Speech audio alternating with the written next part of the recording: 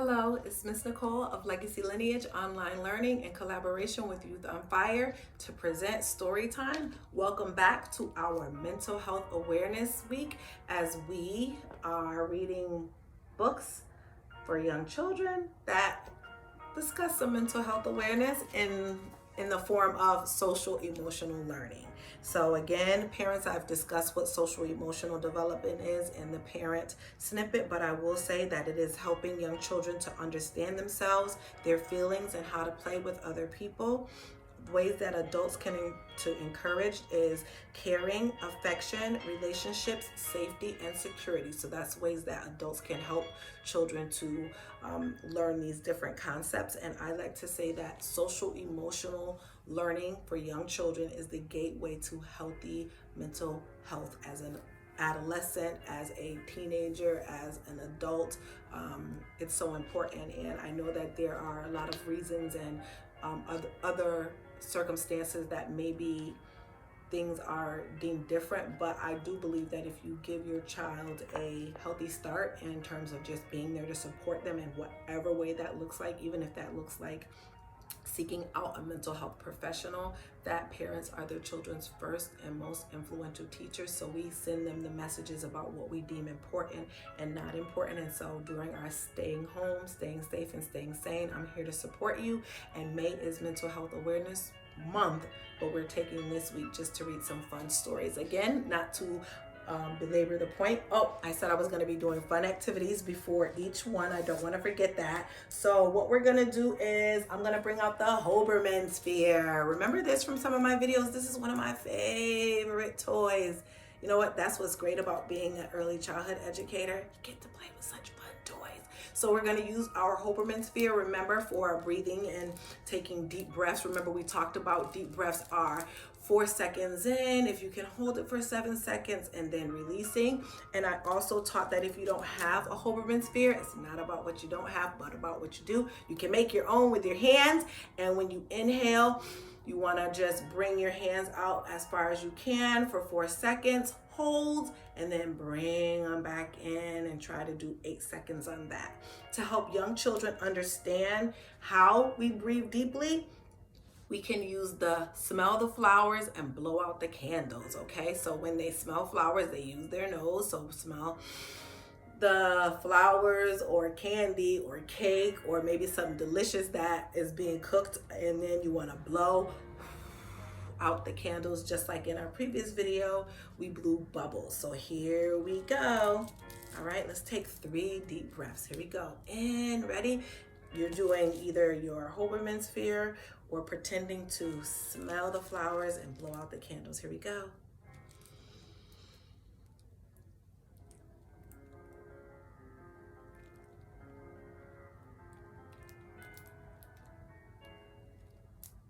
Inhale.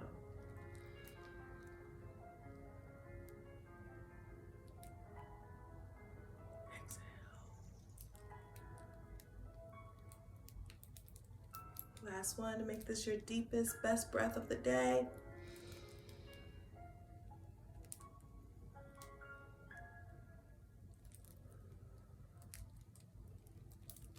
Awesome sauce. All right, so another book from Kevin Henkes is almost turning into an author study. I love his writing, and this one is Chrysanthemum.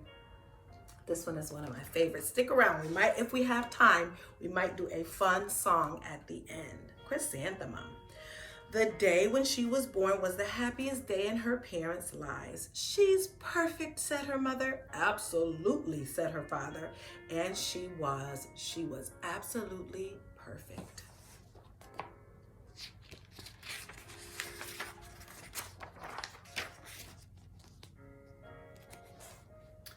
Her name must be everything she is, said her mother.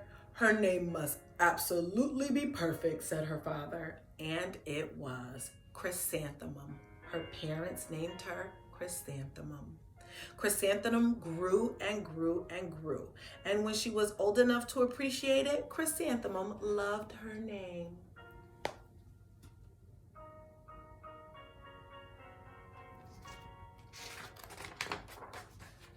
She loved the way it sounded when her mother woke her up. She loved the way it sounded when her father called her for dinner. And she loved the way it sounded when she whispered it to herself in the bathroom mirror. Chrysanthemum, chrysanthemum, chrysanthemum. Chrysanthemum loved the way her name looked when it was written in ink on an envelope. She loved the way it looked when it was written with icing on her birthday cake. And she loved the way it looked when she wrote it herself with her fat orange crayon. Chrysanthemum, chrysanthemum, chrysanthemum.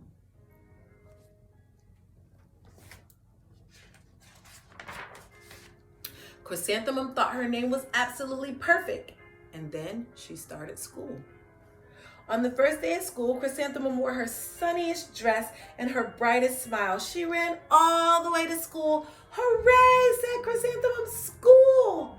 But when Mrs. Chud took roll call, everyone giggled upon hearing Chrysanthemum's name. And there's Mrs. Chud, and she's going to call some children's name.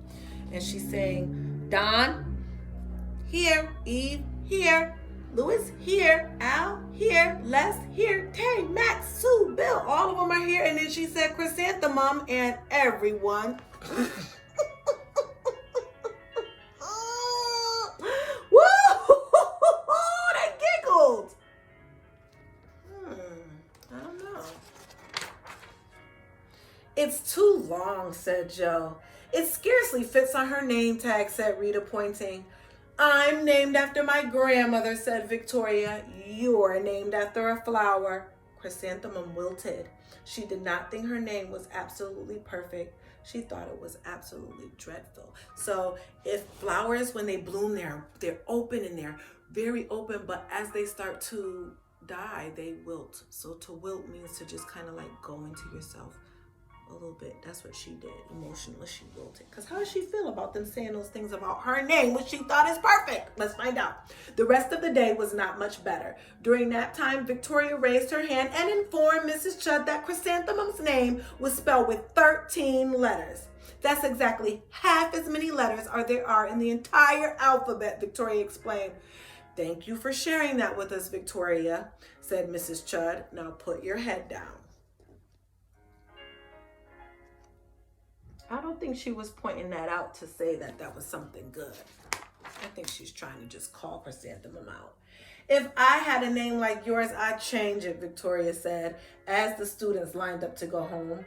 I wish I could, thought Chrysanthemum miserably. Welcome home, said her mother. Welcome home, said her father.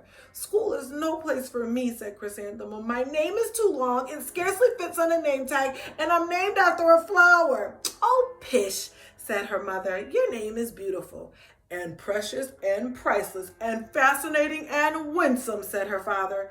It's everything you are, said her mother. Absolutely perfect, said her father. And I love how her parents are just supporting her and trying to encourage her. That's so important to have support and encouragement. Chrysanthemum felt much better after her favorite dinner, macaroni and cheese with ketchup, and an evening filled with hugs, kisses, and parcheesi. That night, Chrysanthemum dreamed that her name was Jane. It was an extremely pleasant dream. So now she wants to be somebody named Jane when she loved her name a minute ago? Let's find out. The next morning, Chrysanthemum wore her most comfortable jumper. She walked to school as slowly as she could. She dragged her feet in the dirt. Chrysanthemum, chrysanthemum, chrysanthemum, she wrote. She looks like a flower, said Victoria, said as Chrysanthemum entered the playground. Let's pick her, said Rita, pointing. Let's smell her, said Joe. Chrysanthemum wilted. She did not think her name was absolutely perfect. She thought it was absolutely dreadful. And you know what? Sometimes when people pick on you, that's exactly what they want you to do. They want you to feel bad. They want you to not maybe love the things that you love about yourself. The rest of the day was not much better. During that time, Victoria raised her hand and said, a chrysanthemum is a flower. It lives in the garden with worms and other dirty things. Thank you for sharing that, Victoria said, Mrs. Chud. Now put your head down. I just cannot believe your name, Victoria said as the students lined up to go home. Neither can I, thought Chrysanthemum miserably. at her. Oh, she look. Chrysanthemum isn't looking so sunny. She doesn't have a really sunny disposition right now.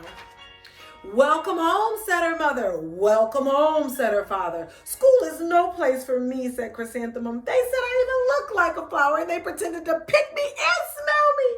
Oh, pish, said her mother. They're just jealous. Mama smirked.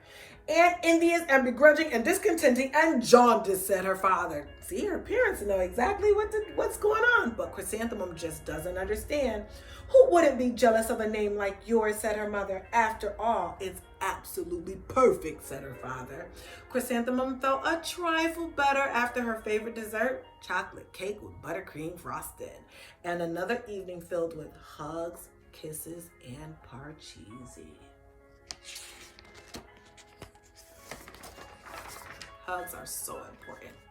Kisses and nice touches when we welcome them. They help us feel better.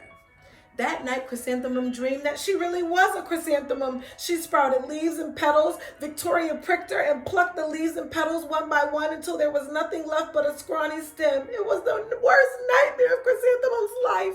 Chrysanthemum wore her outfit with the 7 pockets the next morning. She loaded the pockets with her most prized possession and good luck charms. Chrysanthemum took the longest route possible to school. She stopped and stared at every flower.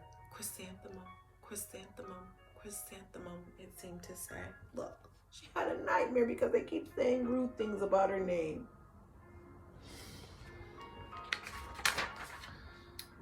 That morning, the students were introduced to Mrs. Twinkle, the music teacher.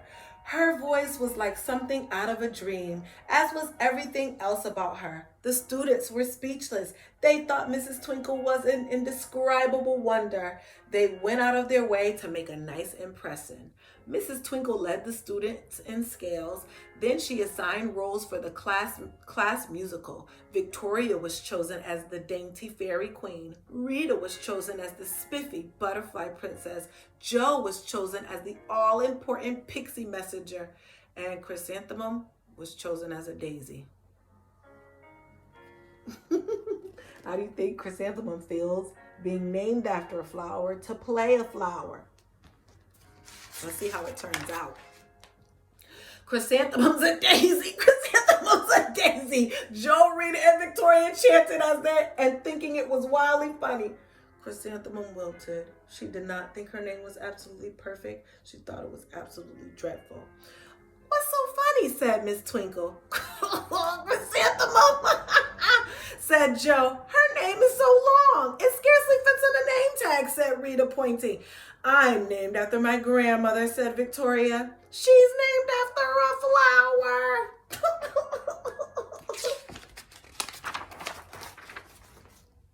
My name is long, said Mrs. Twinkle. It is, said Jo. My name would scarcely fit on a name tag, said Mrs. Twinkle. It would, said Rita, pointing. And, said Miss Twinkle, I'm named after a flower, too. You are, said Victoria. Yes, said Miss Twinkle. My name is Delphinium. Delphinium Twinkle. And if my baby is a girl, I'm considering Chrysanthemum as a name. I think it's absolutely perfect. Chrysanthemum could scarcely believe her ears. She blushed, she bloomed, she bloomed. No more wilting. Chrysanthemum, chrysanthemum, chrysanthemum. Sometimes having encouragement from just one person, one kind word can make all the difference. Jo, Rita, and Victoria looked at Chrysanthemum longingly. Call me Marigold, said Jo. I'm Carnation, said Rita, pointing. My name is Lily of the Valley, said Victoria. Chrysanthemum did not think her name was absolutely perfect. She knew it. Now her friends want to be named after flowers? Give me a break. Epilogue. Overall, the class musical was a huge success. Chrysanthemum was absolutely perfect as a daisy. It's almost like she was created for that role. Victoria made the only mistake. She completely forgot the lines as the dainty fairy. Chrysanthemum thought it was wildly funny and she giggled throughout the entire flower dance. Eventually, Mrs. Twinkle gave birth to a healthy baby girl, and of course, she named her the most perfect name of all, Chrysanthemum. The